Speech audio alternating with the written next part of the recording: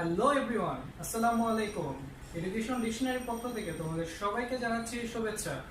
In our previous class আমরা ফাইন্যান্সের অনেক ইম্পর্টেন্ট একটা টপিকস নিয়ে আলোচনা করেছিলাম। যারা আমাদের আগের ক্লাসগুলো দেখেছো তারা অ্যাডভান্স জেনেই আছো যে আজকে আমরা কি বিষয় নিয়ে আলোচনা করব। আর যারা আমাদের আগের ভিডিওটা দেখোনি তাদের জন্য আমি আরেকবার তোমাদের সুবিধার্থে বলছি, আজকের ক্লাসটা হচ্ছে আমাদের টাইম ভ্যালু অফ মানি তৃতীয় অধ্যায়, অবশ্যই নবম দশম শ্রেণীর জন্য। তো আমরা কথা না বাড়িয়ে আমরা আমাদের নির্ধারিত ক্লাসে চলে যাচ্ছি। So further I do, let's begin.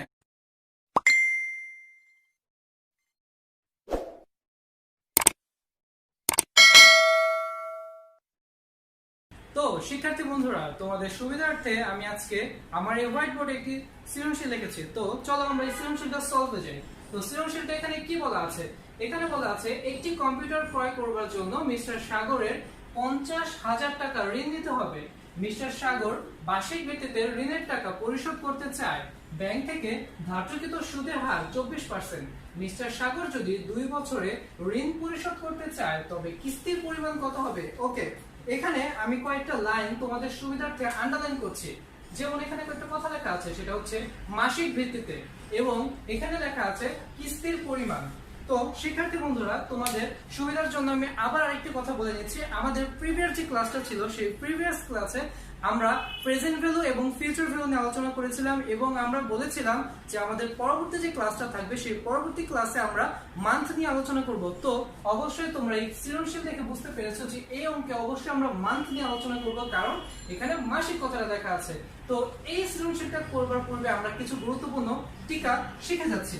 এখানে কিছু গুরুত্বপূর্ণ টিকা আমি আগে থেকে লিখে রেখেছি: মাসিক ভিত্তি, বার্ষিক ভিত্তি, ত্রৈমাসিক ভিত্তি, দ্বিমাসিক ভিত্তি, অর্ধমাসিক, সাপ্তাহিক এবং পাক্ষিক। তো এই বিষয়টা আমরা আগে সুন্দর মতো আমাদের নলেজে সেট আপ করে নিতে হবে, না হলে আমরা এই যে টাইপের যে কিস্তির পরিমাণে যে টাকার ইকুয়েশনের যে ম্যাথ গুলো আছে সেগুলো আমরা সলভ করতে পারবো না। তো আমরা এগুলো সলভে আসি।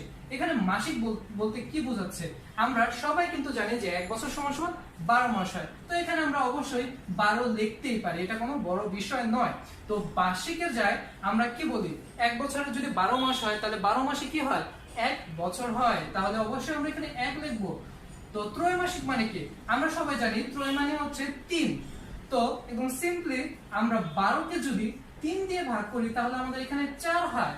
এটা তো আমরা সবাই জানি, ছোটবেলা থেকে আমরা ভাগ করে এসেছি। তো দ্বিমাসিক মানে কি? দ্বিমাসিক মানে কি? দ্বিমাসিক মানে হচ্ছে তোমার 2, যেটা হচ্ছে ভাগকে বোঝায়। তো এখানে আমি 12 কে যদি 2 দিয়ে ভাগ করি তাহলে অবশ্যই আমাদের 6 এসে পড়ে। অর্ধমাসিক মানে কি? অর্ধেক মানে হচ্ছে একটি যে মাস, সেই মাসের অর্ধেকটা বোঝায়। যে মাসের অর্ধেক যদি হয় তাহলে আমাদের এখানে 6 আসবে। তাহলে কি এখানে দেখো, আমরা সবাই একটা জিনিস খুব বেশি ভুল করে আসি পরীক্ষার সময়। ইনফ্যাক্ট আমিও যখন লেখাপড়া করতাম তখন আমি এগুলো ভুল করতাম। ঠিক এখানেও কিন্তু আমি সেই ভুলটাই করেছি। এখানে দ্বিমাসিক এবং অর্ধমাসিকের মধ্যে দুইটার মধ্যে আমি কি একটি পার্থক্য সৃষ্টি করে দিয়েছি। সেই পার্থক্যটা হচ্ছে এখানেও 6 এখানেও 6, তাহলে অবশ্যই আমাদের একটা ভুল হয়েছে। তো এখানে কোনটা ভুল হয়েছে? অবশ্যই এখানে আমাদের দ্বিমাসিক ভুল হয়েছে, কারণ দ্বিমাসিক মানে হচ্ছে বছরে যদি তোমার 2 বার দেওয়া হয় সেটাই হচ্ছে আমাদের দ্বিমাসিক। তাহলে এখানে হবে 2 এবং আলটিমেটলি এখানে হচ্ছে আমাদের 6। তো এইটাই পরীক্ষার সময় সবাই ভুল করে আসে দ্বিমাসিক এবং অর্ধমাসিকের মধ্যে। তো সাপ্তাহিক বিষয়ে চলে যাই। আমরা যারা অ্যাকাউন্টিং ব্যাকগ্রাউন্ডের বা কমার্স ফ্যাকাল্টি যারা স্টুডেন্ট আছি তারা সাপ্তাহিক বলি 53, এবং এমনি যা আছে সেটা হচ্ছে সাপ্তাহিক আমরা হিসাবে 52 কে ইন্ডিকেট করি। কিন্তু আমরা অ্যাকাউন্টিং এর বা কমার্স ব্যাকগ্রাউন্ডের স্টুডেন্টরা আমরা 1 বছরে 53 সপ্তাহ ইউজ করে অঙ্কটা করা হয়। এখন পাক্ষিক, এই পাক্ষিক দিয়ে সচরাচর অঙ্ক আসে না, তারপরে তোমাদের সুবিধার্থে আমি পাক্ষিকটা আলোচনা করছি। পাক্ষিক মানে হচ্ছে প্রতি মাসে 15 তারিখে যদি আমরা টাকাগুলো পরিশোধ করি তাহলে আমাদের পাক্ষিকের হিসাব আসে। যেমন তুমি যদি কোনো ব্যাংকে টাকা জমা রাখো, দেখা যায় সেই ব্যাংকে তোমাকে বলে যে তুমি 1 তারিখে টাকা জমা দাও, 2 তারিখে জমা দাও না, একটি নির্দিষ্ট সার্কেল থাকে, সেই সার্কেল অনুযায়ী আমাদের টাকাটা জমা দিতে হয়।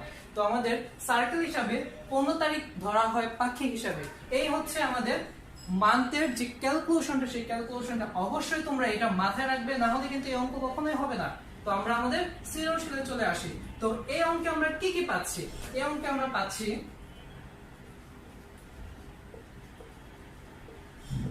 ওকে, তো আমরা এই অঙ্কে কি পাচ্ছি আমরা দেখি। আবার সলিউশনটা আমরা একটু একটু করে পড়ি, দেন আমরা সলভ করব। একটি কম্পিউটার ক্রয় করার জন্য মিস্টার সাগরের 50,000 টাকা ঋণ নিতে হবে। তো ঋণটা আমরা কবে নেব? অবশ্যই ঋণটা আমি আজকে নেব। ঋণ পর ভবিষ্যতে নিয়ে আজকে চিন্তা তো করা যাবে না, আজকে ঋণটা নিয়ে আমরা ভবিষ্যতে চিন্তা করব। তো আমরা এইটা ফিউচার ভ্যালু হিসেবে কাউন্ট করতেই পারি। তো হ্যাঁ, 50,000 টাকা আমরা এখানে লিখলাম। তো তারপর বলছে মিস্টার সাগর মাসিক ভিত্তিতে, মাসিক অবশ্যই এম, তাহলে এখানে মাসিক বলতে আমি কি বুঝেছি? 12। Okay fine. তারপর ভিত্তিতে ঋণের পরিশোধ করতে হবে। ব্যাংক থেকে ধার্যকৃত সুদের হার 24%। আমরা কি জানি আই ইকুয়াল 24%, বা এটাকে যদি আমি 100 দিয়ে ভাগ করি তাহলে হয় আমার 0.24। ওকে, মিস্টার সাগর যদি 2 বছর ঋণ পরিশোধ করতে চায় তাহলে 2 বছরের জন্য এন ইকুয়াল কত? 2 বছর। তো এই অঙ্কে আমরা এই জিনিসগুলো পেয়ে গেছি। তো এন যেহেতু আমরা এখানে 2 বছর লিপিবদ্ধ করে ফেলেছি, এই অঙ্কে আমরা কি পাচ্ছি না? এই অঙ্কে আমরা পাচ্ছি না হচ্ছে কিস্তির পরিমাণ কত। তো আমাদের অবশ্যই অ্যানুইটি বের করতে বলেছে। আমরা কি জানি অ্যানুইটি মানে কি? অ্যানুইটি মানে হচ্ছে কিস্তির পরিমাণ। প্রতি মাসে মাসে যে টাকা আমরা ব্যাংকে বা কোথাও জমা রাখি সেটাকে অবশ্যই কিস্তি বলে। তো এই অঙ্কে আমরা এগুলো পেয়ে গেছি। তো এই অঙ্কের যে আমাদের রিয়েল যে টার্মটা আছে, সবচেয়ে গুরুত্বপূর্ণ মেজর যে পয়েন্ট আছে সেটা হচ্ছে আমাদের সূত্র। সূত্রটা আমরা লিখে নিই, সূত্রটা এখন লিখছি। প্রশ্ন মতে or আমরা জানি একই দেওয়া যায়, present value annuity equal a into 1 minus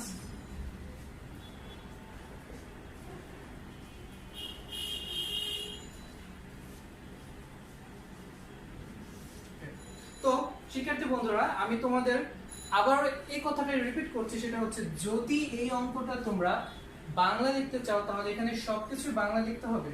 আবার এই অঙ্কটা যদি তোমরা ইংলিশে লিখতে চাও অবশ্যই তোমরা ইংলিশে লিখতে হবে। সো এখানে তোমরা অনেক সময় ভিডিও দেখে বলতে পারো বা কমেন্টস করতে পারো যে স্যার আপনি তাহলে বাংলা আর ইংলিশ কেন একসাথে মিলিয়ে ফেলছেন?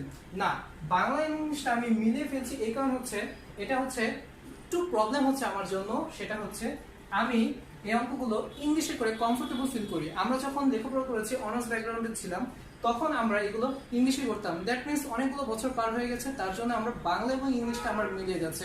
তো তোমরা অবশ্যই বাংলা আর ইংলিশটা মিলাবে না, তোমরা বাংলা লিখলে বাংলায় লিখবে, ইংলিশে লিখলে ইংলিশে লিখবে, ঠিক আছে? ওকে, তো আমরা আমাদের যে সূত্রটা সেটা আরেকবার পড়ে নিচ্ছি। Present value annuity equal a into 1, ঠিক আছে? আমি এখানে 1 বলতে পারতাম, এখানে 1 বলছি তোমাদের জন্য। a into 1 minus 1 1 plus i by m, n গুণন m divided by i by m। এখন কথা হচ্ছে আমরা যখন প্রেজেন্ট ভ্যালু সূত্র করেছি তখন আমরা এই সূত্রটা ইউজ করেছি, present value equal future value 1 plus i by m। এই সূত্রটা আমরা ব্যবহার করেছি। ঠিক এই সূত্র থেকে আমাদের এই সূত্রটা সেটা এসেছে, কিন্তু এই সূত্রের মধ্যে আমাদের ফিউচার ভ্যালু ছিল, এই সূত্রে আমাদের ফিউচার ভ্যালু নেই, কারণ হচ্ছে আমাদের অ্যানুইটি পরিমাণ বের করতে বলেছে। দ্যাট মিন্স তার জন্য আমরা এখানে i এর নিচে m দিয়েছি, n এর সাথে m গুণ হয়েছে এবং divide by i by m হয়েছে। সব সময় রাখবে ইন্টারেস্ট রেটের সাথে m ভাগ হয় আর n এর সাথে সর্বদাই মান গুণ হয়। তো এখানে যে ক্যালকুলেশনগুলো আছে সেগুলো আমরা দেখে দেখে বসিয়ে ফেলি। প্রেজেন্ট ভ্যালু অ্যানুইটির মান কত আছে? এখানে আছে 50,000 টাকা। এখন এর মান যেহেতু আমাদের বের করতে হবে তো এটা এভাবে রেখে দেই। এখানে আবার বলছি 1 মাইনাস 1 1 প্লাস এখানে কত পার্সেন্ট ছিল? 24%, 0.24। এখন এন এর মান কত ছিল? এন এর মান ছিল 2, মান ছিল আমাদের 12।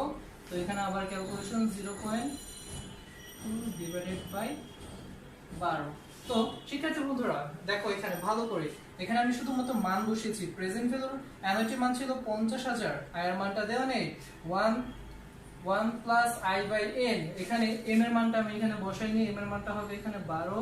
ওকে, আয়ের মানটা বসিয়েছি, m এর মানটা বসিয়েছি, তারপর এখানে সব ক্যালকুলেশন করেছি ঠিক আগের মতোই। আমরা প্রিভিয়াস ক্লাসে এই ইকুয়েশনটা যেভাবে তোমাদের স্লাইড আকারে দেখিয়েছিলাম তোমাদের ঠিক সেভাবে স্লাইড আকারে দেখানো হচ্ছে ভিডিওতে।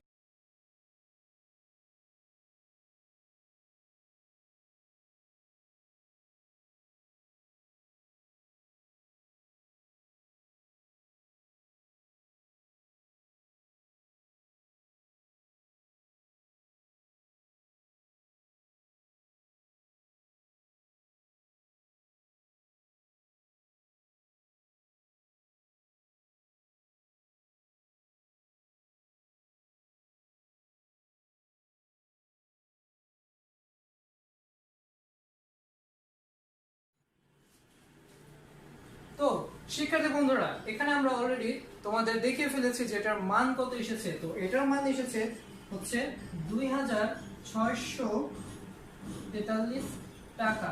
তো আমাদের এই মানটাই হচ্ছে আমাদের উত্তর এই অঙ্কের জন্য, কারণ এই অঙ্কে আমাদের কি চেয়েছে? এই অঙ্কে চেয়েছে আমাদের 2 বছর ঋণ পরিশোধ করতে চাইলে কিস্তির পরিমাণ কত হবে, যে সে নির্দিষ্ট যে সময়টা সেই সময়তে কত টাকা করে কিস্তি দেবে, সে 2643 টাকা করে কিস্তি দেবে। ওকে, তো আমাদের প্রেজেন্ট ভ্যালু অ্যানালিটির এই সৃজনশীলটা শেষ। আমরা চলে যাচ্ছি আমাদের পরবর্তী সৃজনশীলে, অবশ্যই সাথে রাখো। ওকে শিক্ষার্থী বন্ধুরা, তো তোমাদের জন্য আমি আরেকটি সৃজনশীল এখানে এনেছি, যেটা হচ্ছে সৃজনশীল 2। অবশ্যই আমরা এই সৃজনশীলটা আরেকবার পড়ে নিচ্ছি। এখানে বলা আছে, জনাব শরীফ একজন বেসরকারি ব্যাংকের কর্মকর্তা। তিনি মাসিক ৮০,০০০ টাকা বেতন পান। সে কত টাকা বেতন পান সেটা আমাদের জানা দরকার নেই। তিনি 10 বছর পর একটি ফ্ল্যাট ক্রয়ের সিদ্ধান্ত নেন। তিনি উক্ত ব্যাংকের হিসাব খুলে মাসিক 20,০০০ টাকা জমা করবেন। ব্যাংকে যে মুনাফাটাকে, সেই মুনাফাটা হচ্ছে 10%। ওকে, তাহলে এই অঙ্কে আমরা কি পাচ্ছি? খুব ক্লিয়ারফুলি এই অঙ্কটা দেখো। এই অঙ্কে কিন্তু একটু গুরুত্বপূর্ণ বিষয় কিছু আছে। এই অঙ্কে আমরা কি পাচ্ছি আগে দেখে নিই। ওকে, এখন সলিউশনটা আমরা আরেকবার পড়ছি। তো কি বলা আছে? জনাব শরীফ একজন বেসরকারি ব্যাংকের কর্মকর্তা। তিনি মাসিক ৮০,০০০ টাকা বেতন পান। আমি আগেই বলেছি এটা আমাদের দরকার নেই। তিনি 10 বছর পর একটি ফ্ল্যাট ক্রয়ের সিদ্ধান্ত নেন। সে আজকে বসে বসে চিন্তা করছে 10 বছর পর একটি ফ্ল্যাট কিনবে। তো সে 10 বছর পর ফ্ল্যাট কিনুক, সমস্যা নেই। আমরা এই 10 বছর থেকে ক্যালকুলেশনটা শুরু করি। তো 10 কে অবশ্যই এন কত? 10 বছর। ওকে, ফ্ল্যাট ক্রয়ের সিদ্ধান্ত দেন। তিনি উক্ত ব্যাংকের হিসাব খুলে মাসিক, এখানে আবারও মাসিক কথা লেখা আছে, তাহলে মাসিক মানে কি? M equal 12। ওকে, মাসিক 20,০০০ টাকা জমা করবেন। 20,০০০ টাকা সে জমা করবে। এখন কথাই হচ্ছে এটা, আমি এটা একটু হাইলাইট করে দিচ্ছি তোমাদের সুবিধার জন্য। তোমরা একটু ক্লিয়ারফুলি এই বিষয়টা দেখো। এখানে বলছে 20,০০০ টাকা জমা করবেন। আমি কিন্তু বলছি না যে 20,০০০ টাকা জমা করেছে। আমি এখানে বলছি সে 20,০০০ টাকা জমা করবেন ইন ফিউচার। অবশ্যই তাহলে এই অঙ্কে আমরা ফিউচার ভ্যালু নিয়ে কাজ করছি। ইয়েস, তো এখানে 20,০০০ টাকা জমা করবেন, তাহলে সে যেহেতু জমা করবে 20,০০০ টাকা করে 10 বছর ভিত্তিতে, তাহলে অবশ্যই এটা হচ্ছে আমাদের কি? অ্যানুইটি। ওকে, ব্যাংকের মুনাফার হার হচ্ছে 10%, তাহলে ইন্টারেস্ট রেট এখানে ঠিক আগের মতোই 100 দিয়ে যদি আমরা ডিভাইডেড করি 0.10 এখানে এসে পড়ছে। ওকে ফাইন, তো এখানে আমরা তাহলে এই অঙ্কটা আমাদের কিসের? অবশ্যই এই অঙ্কটা আমাদের ফিউচার ভ্যালু অ্যানুইটি। আমরা এখানে ফিউচার ভ্যালু অ্যানুইটি বের করব। ওকে, তাহলে ফিউচার ভ্যালু অ্যানুইটির সূত্রটা কি সেটা আমরা লিখে যাচ্ছি। আমরা জানি future value annuity equal a into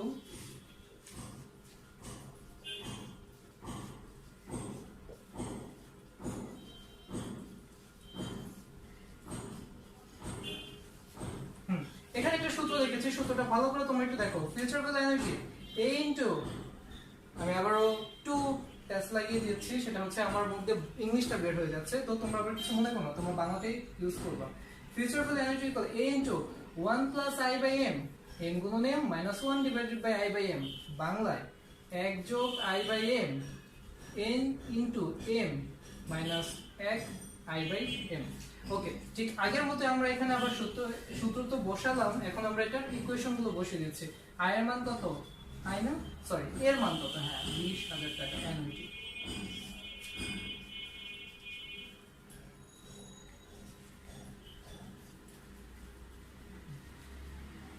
হচ্ছে 12, n হচ্ছে 10 বছর, m হচ্ছে 12 মাইনাস 1 ডিভাইড বাই 0.10 বাই 12। তো এখানে আমি আবার একটু বলে দিচ্ছি, এর মান এখানে 20,০০০ টাকা। সে যেহেতু সে 20,০০০ টাকা করে কিস্তি দেবে, 20,০০০ টাকা এখানে 1 বসালাম সূত্রের। আয়ের মান হচ্ছে আমাদের 0.10 বসালাম। m হচ্ছে 12 মাস, সেটা বসালাম।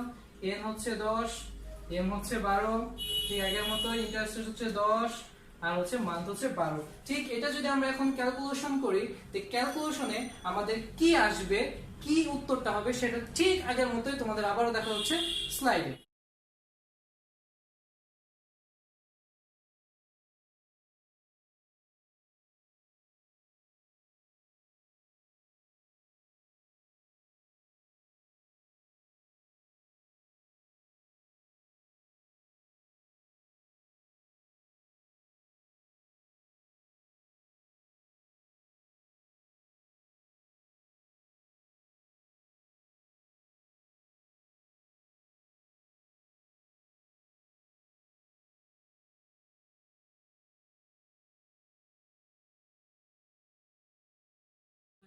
এখন কি বলি। তো শিক্ষার্থী বন্ধুরা আমাদের উত্তরটা কত এসেছে? উত্তরটা এসেছে 40969000 এত টাকা। ওকে, তাহলে এখানে তো আমি বলছি 40969000, এটার মান কত, এটার ভ্যালু কত সেটা কি তোমরা জানো? ঠিক ছোটবেলার বাচ্চাদের মতো বলেছি, একক, দশক, শতক, হাজার, অযুত, লক্ষ। বাকিটুকু বলতে হবে? অবশ্যই তোমরা বুঝে গেছো বাকিটুকু কি হবে, সেটা আর আমি না বলছি। এখানে আমাদের উত্তরটাই হচ্ছে এটা। তো শিক্ষার্থী বন্ধুরা, আজকে আমরা এখানে এই সৃজনশীলে কি বুঝতে পেরেছি? এই সৃজনশীলে আমরা ফিউচার ভ্যালু অ্যানুইটি বুঝতে পেরেছি। আমাদের আগে যে সৃজনশীলটা ছিল সেখানে আমরা প্রেজেন্ট ভ্যালু অ্যানুইটিটা জানতে পেরেছি। তো আমি আবার বলছি শিক্ষার্থী বন্ধুরা, আমাদের এইখানে এই সৃজনশীলে বা এই দুটি সৃজনশীলে যদি তোমাদের কোনো রকম কোনো কোশ্চেন থাকে, অবশ্যই তোমরা আমাদের কমেন্টস বক্সে জানাতে পারবে। তোমাদের জন্য আমাদের কমেন্টস বক্সটা অন করা আছে। তোমরা যা প্রবলেম থাকে এই চ্যাপ্টারে বা এই ম্যাথের কোনো প্রবলেম থাকলে অবশ্যই তোমরা আমাকে জানাবে। আমরা অবশ্যই তোমাদের এটার অ্যান্সার দিতে বাধ্য থাকবো। তো আজকে এই পর্যন্তই। আমি এখানেই শেষ। তো স্টুডেন্টরা, লাস্টবারের মতো আবার বলছি, always stay home and stay safe.